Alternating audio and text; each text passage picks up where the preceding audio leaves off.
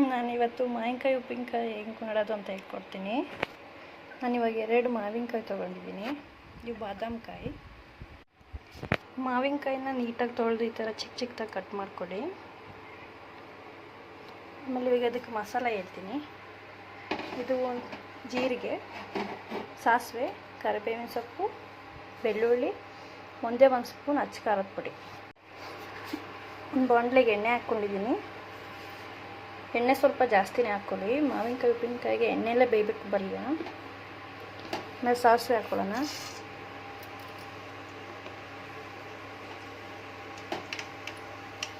ಕರಿಬೇವಿನ ಸೊಪ್ಪು ಹಾಕ್ಕೊಳ್ಳೋಣ. ಜೀರಿಗೆ,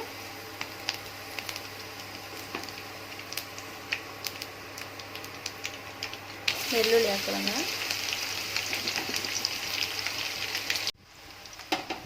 ಬೆಳ್ಳುಳ್ಳಿ ಈ ಥರ ಆದಾಗ ಮಾವಿನಕಾಯಿ ಹಾಕೋಣ.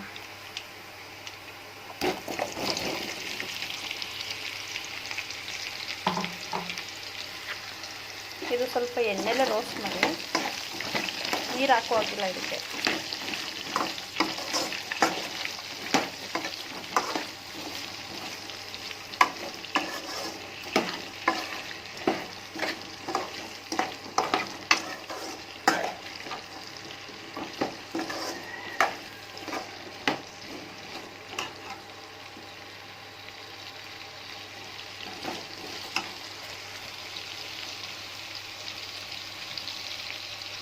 ಇದಕ್ಕೆ ರುಚಿಗೆ ತಕ್ಕಷ್ಟು ಉಪ್ಪು ಹಾಕೋಣ.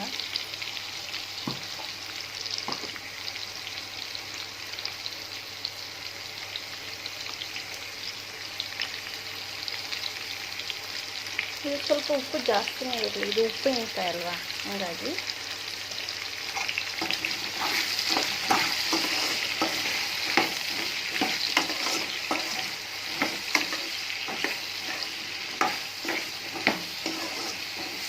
ಸ್ವಲ್ಪ ಚೆನ್ನಾಗಿ ರೋಸ್ಟ್ ಮಾಡಿ.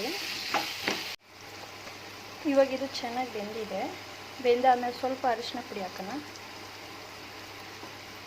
ಇವಾಗ 1 ಸ್ಪೂನ್ ಅಚ್ಚ ಖಾರ ಪುಡಿ ಹಾಕೋಣ. ಇವಾಗ ಇದನ್ನು ಚೆನ್ನಾಗಿ ಮಿಕ್ಸ್ ಮಾಡಿ.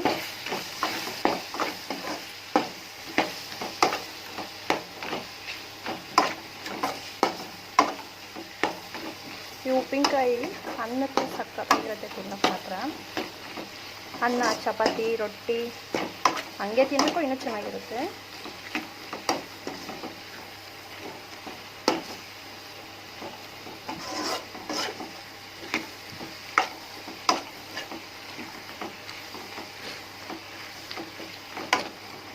ಈಗ ಈ ಉಪ್ಪಿನಕಾಯಿ ಫುಲ್ ರೆಡಿಯಾಗಿದೆ. ಇದನ್ನ ಆಫ್ ಮಾಡ್ಕೊಳ್ಳೋಣ, ಜಾಸ್ತಿ ಬೆಂದರೆ ಅಷ್ಟು ಚೆನ್ನಾಗಿರಲ್ಲ. ನೋಡಿ, ಮಾವಿನಕಾಯಿ ಉಪ್ಪಿನಕಾಯಿ ರೆಡಿ. ಎಷ್ಟು ಚೆನ್ನಾಗಿ ಬಂದಿದೆಯಲ್ಲ.